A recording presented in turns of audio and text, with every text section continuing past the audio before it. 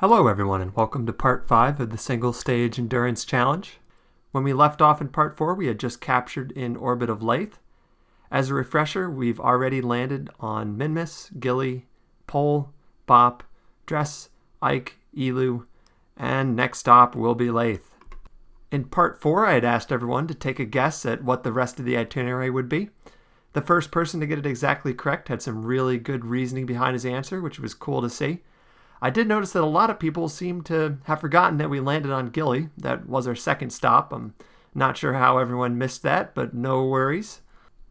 Getting back to the task at hand, we are descending on Laythe. Our targeted landing spot is the mountains north of the big crater lake. One advantage of the large battery banks in this design was that during the design phase I could move them around to make sure that the center of mass moved exactly where I wanted it to when the craft went from full on fuel to almost empty on fuel. As a result, this craft is very stable but maneuverable when descending. The biggest challenge during this descent will be making sure that we glide into a landing spot at the high elevation in the mountains north of this lake.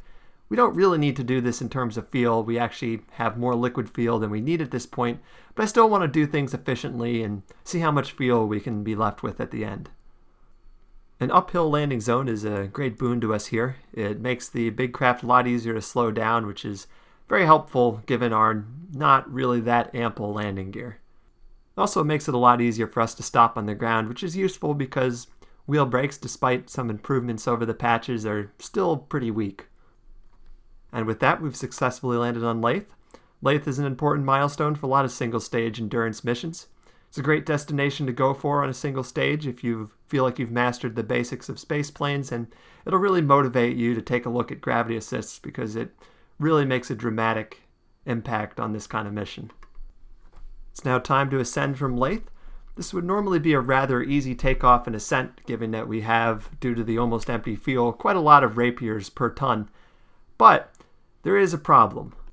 In order to eliminate unnecessary dry mass, I had gone with only 2 air intakes for 18 engines. This is mostly fine on Kerbin, but on Laythe it means that we have to get going really fast before we're able to make full use of all the engines. And we'll also have to pick up a lot of speed before we get to too high of an altitude, or we just won't have enough air to continue to pick up speed at a reasonable rate. Also, if I leave the throttle up too high, the engines will run out of intake air, which will cause some of the engines to flame out on one side, which will cause torque in the yaw direction, which won't totally spin our craft out of control. This is pretty stable, but it will dramatically increase drag, which is definitely going to be a problem. Right at the beginning of the takeoff run, I did fire up the engines a little quickly, causing a flame out, but we had plenty of room to take off in, so this wasn't too much of a problem. Despite the look of this island, the second ridgeline is really quite a bit lower in elevation than where we're taking off from. And as a result, I could let the craft descend at a steady rate, allowing us to pick up speed to 400 meters per second quicker, which allows us to get into the band where the Rapier engines are really giving us a lot of thrust faster, which will increase our acceleration and increase the efficiency of this overall ascent. I should note that this ascent profile is quite a bit shallower than what's generally correct. This was done purely because I lacked air intakes and had to accelerate to a higher speed at a lower altitude, because if I tried to do this at a higher altitude, I just wouldn't have enough intake air, and I wouldn't be able to get enough thrust out of the engines to accelerate where I needed to. Skipping air intakes on the front, in addition to slightly decreasing dry mass, also makes this craft even more ridiculously aerodynamic than it was already, which takes away from the main drawback of ascending at a shallow profile, which is delta V lost due to aerodynamic drag. At 35 kilometers, the Rapier engines cut out, and we'll be doing the rest of the circularization with the ion engines. One of the design points of this craft was that I would be able to do this ascent with just the air-breathing mode of the Rapier engines, plus the ion engines. This is one of the reasons why I left this Laythe landing until the very end of this mission. Now in low Laythe orbit, we still have both xenon gas and liquid fuel remaining, so we're going to try to pick up another landing.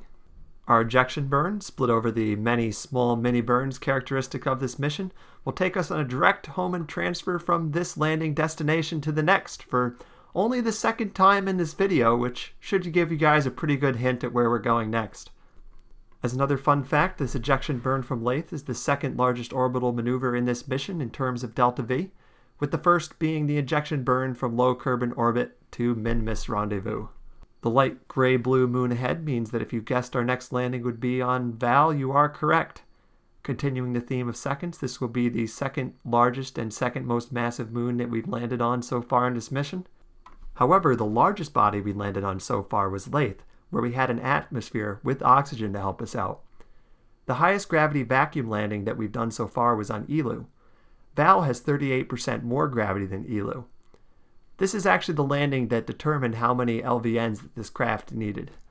We're only going to shed 85 meters per second delta V with the ion engines before turning on the LVNs, because it'll take us so long to stop with the LVNs that we'll still have used pretty much all of our battery charge by the time that we actually land. Landing on a convex surface is really important here because since this craft is very large and we have the bare minimum of TWR, as soon as we start rotating the nose downward to actually land, we start losing elevation.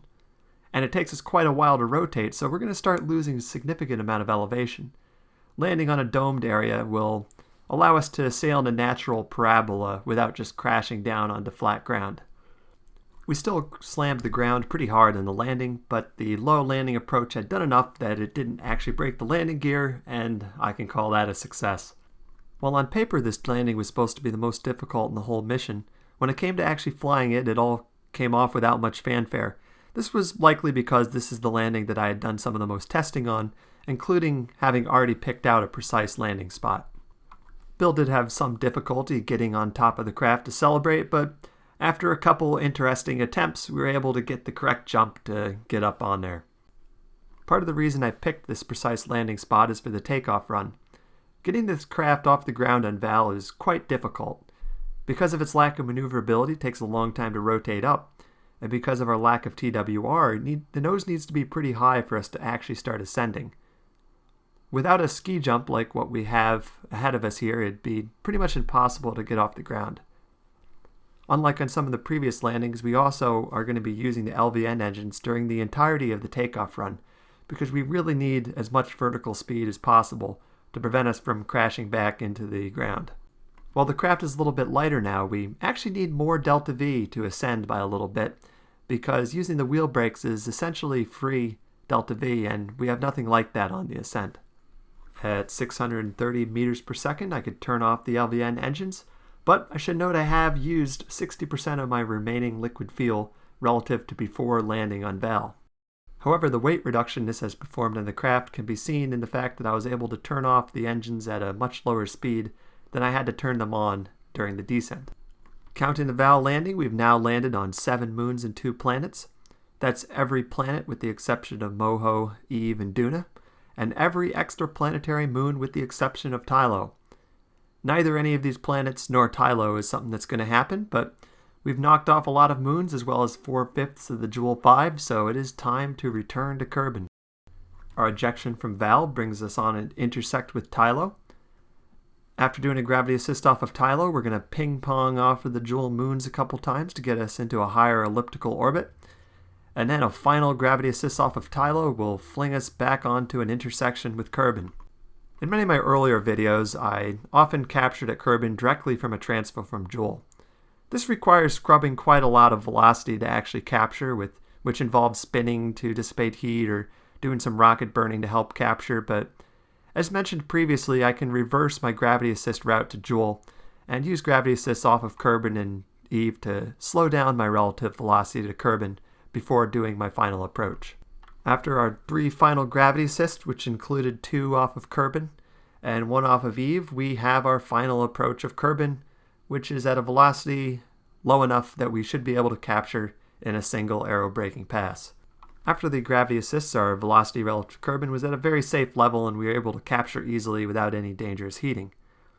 However, I do think we have quite a lot of fuel left, which means we can pick up the final moon that hopefully everyone hasn't forgotten about, which is the moon itself.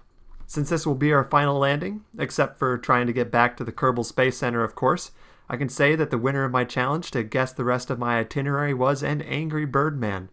And might I add that I was really impressed by how good of a feel this guy had for the delta V remaining in this craft and its performance, and his logic to determine what the rest of my destinations were going to be is exactly perfect.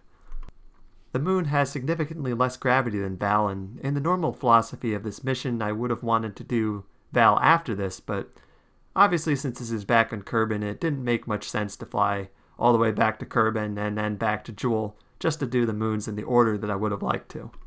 Since landing on the moon was essentially a significantly easier version of landing on Val, and since at this point it's obvious that I do have enough fuel remaining, I will spare any fake drama and fast forward pretty quickly through the landing process.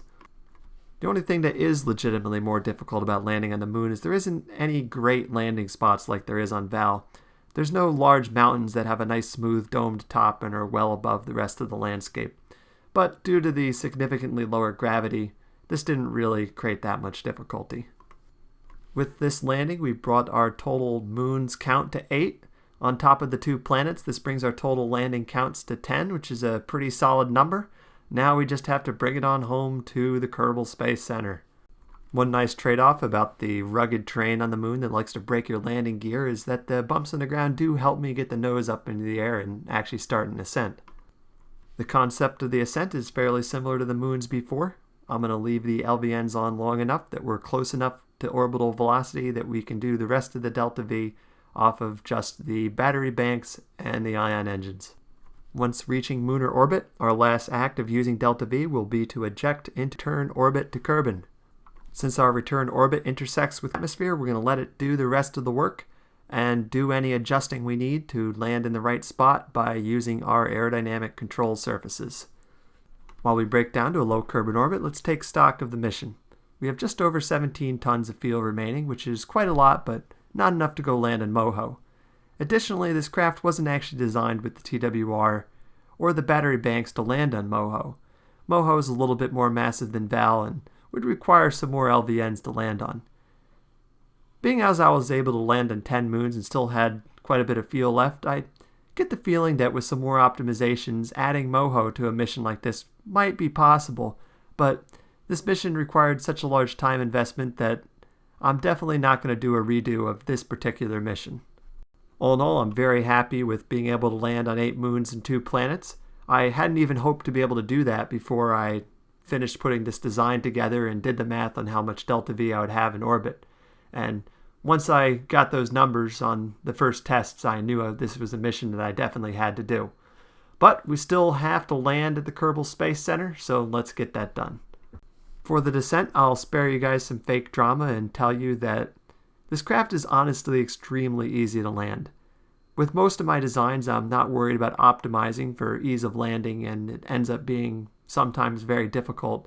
But because I could put the batteries wherever I wanted, I was able to control the distribution of mass throughout the craft, and as a result, it's both maneuverable and stable during descent, when empty or when full.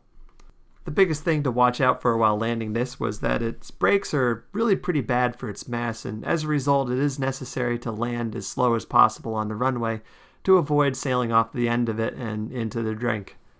Another thing I'll note before we actually land is that I am definitely not going to be landing this on top of the VAB.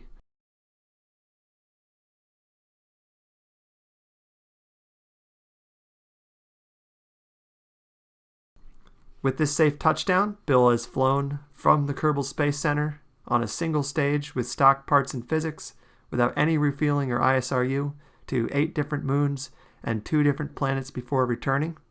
I want to thank everyone very much for watching, as well as for putting up with the Martin-esque delay between parts 2 and 3 in this series. This series has come to a close, but stay tuned for another outrageous engineering challenge.